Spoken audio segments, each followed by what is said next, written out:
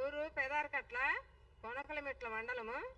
ఒక పల్లెటూరు మాది. పల్లెటూరు నుంచి కొనకలమెట్ల మండలము, మార్కాపురం నీరువర్జం. మేము అక్కడ ఒక రైతు పని చేసుకుంటా ఒక కుటుంబంగా అందరము బర్రెలు మేకలు ఇట్లా మేపుకుంటా పని చేసుకుంటా ఉన్న వాళ్ళము. నేను చిన్నప్పుడు 13 సంవత్సరాల వయసులో నాకు ఒక సినిమా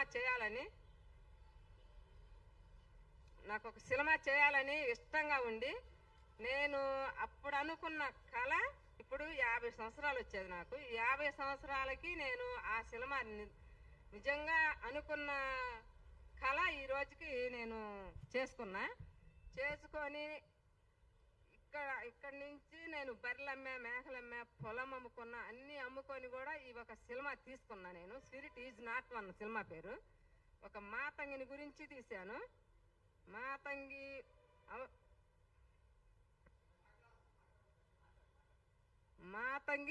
వస్తుంది. ఈ శిలమ ఎందుకు వచ్చిందని కూడా మీరు అంటారేమో. నాకు ప్రేమతో నా శిలమ నేనే పట్టుకుంటా దగ్గర. నేను సినిమా తీసుకొని బాగా ఆడాలి అని చెప్పి 10 మందికి తెలియాలని కూడా నేను బాగా మరీ కోరుకున్నా. ఆ సినిమా ఈరోజు నేను చేసుకున్న అందుకు వాళ్ళు ఎవరో నాకైతే తెలీదు. నా సినిమాకు బర్రెలు మేకలు పొలము అన్నీ అమ్ముకొని రూపాయికి రూపాయి సంపాదించుకొని పట్టుదలతో నేను సినిమా చేసుకొని ఇంతవరకు వచ్చాను. నాకు 50 సంవత్సరాలు వచ్చాయి. ఇప్పుడు నా సినిమా ఎవరో నాకైతే తెలీదు. నేను పోస్టులు మొత్తం చేసుకున్నా, ట్యూబు ఆడే ఫంక్షన్ అన్నీ పెట్టుకున్నాక, ఆడే ఫంక్షన్ పెట్టుకున్న 3 రోజులకో 4 రోజులకో నాకు సినిమా చేయకూడదు అని చెప్పి ఎవరో వంగ గారు మేనేజర్ ఎవరో అంట, వాళ్ళు నాకైతే తెలీదు. వాళ్ళ పేరు కూడా పుట్టేశ్వరంట. ఆయన గారు నాకు మా ఇంటి నెంబరు, మా డోర్ నెంబరు, మా ఊరు నెంబరు మొత్తం తీసుకొని, మా అబ్బాయితో ఇప్పించుకొని మొత్తం తీసుకొని నాకు ఒక నోటీస్ పంపించారు. నేను మా ఊర్లో డబ్బులు కూడా అడిగి పెట్టుకొని వచ్చా.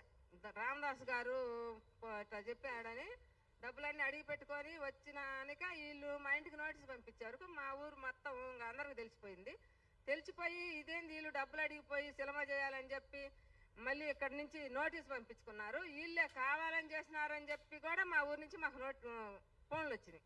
మేమెందుకు చేసుకుంటాం స్వామి, మీరేదో ఇట్లా అంటున్నారు, మేము సినిమా రిలీజ్ చేసుకోవాలని చెప్పి పోస్టులు మొత్తం తయారు చేసుకున్నాము, అందరితో మాట్లాడుకున్నాము. మేము మే నెల 22 రిలీజ్ అని కూడా మేము అందరికీ చెప్పుకుంటా వచ్చినాము. మేము ఈరోజు 23 మాకు నోటీసు పంపించే వరకు మాకు ఇబ్బంది అయిపోయి మేము వచ్చే రూపాయి రాక మేము ఈరోజు చాలా ఇబ్బందులుగా ఉన్నాము.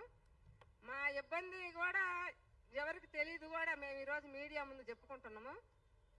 మంచిగా చెబుతున్నా. నేను నాకు ఇచ్చిన నోటీసు ఎవరైతే వాళ్ళు ఇచ్చారో ఆ నోటీసు తిరిగి తెచ్చి మళ్ళీ నాకు పంపిమని అడుగుతున్నా. మేము నోటీస్ ఇస్తామంటేనేమో అమ్మ మీరు ఇవ్వకూడదు నోటీసు, మీరు ఇస్తే వాళ్ళు పెద్దోళ్ళు అది ఇదని బాగా చెప్పి భయపెత్తారు, బెదిరిస్తారు మమ్మల్ని. మాకేమో భయం వేస్తుంది. మేమేం చేయాలో కూడా తెలియక మేము ఇప్పుడు ఈరోజు ఒక వంగ గారు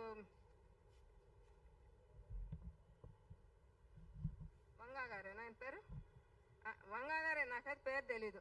ఆయన గారిని కూడా నేను మరీ ఏడుకుంటా ఉన్నాను. ఈరోజు నాకు మంచివాడు ఆయన మీ కష్టం చూస్తే మిమ్మల్ని మీకు న్యాయం చేస్తాడని కూడా అందరూ కూడా నాకు 2 చెప్పారు. నాకైతే తెలీదు.